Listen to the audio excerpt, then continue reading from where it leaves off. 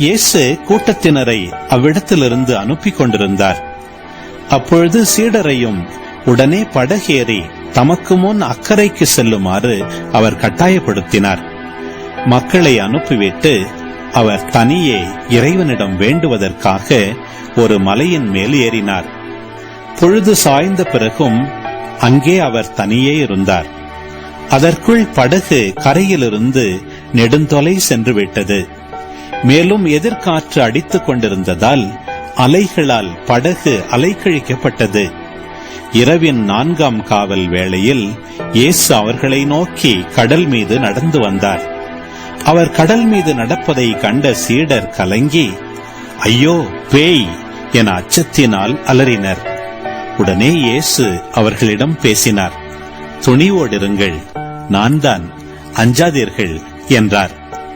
பேதுரு அவருக்கு மறுமொழியாக, ஆண்டவரே, நீர்தாம் என்றால் நானும் கடல் மீது நடந்து உம்மிடம் வர ஆணையிடும் என்றார். அவர் வா என்றார்.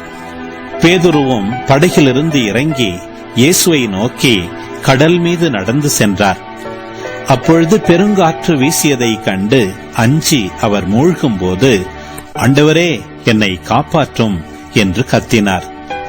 இயேசு உடனே தம் கையை நீட்டி அவரை பிடித்து, நம்பிக்கை குன்றியவனே, ஏன் ஐயம் கொண்டாய் என்றார்.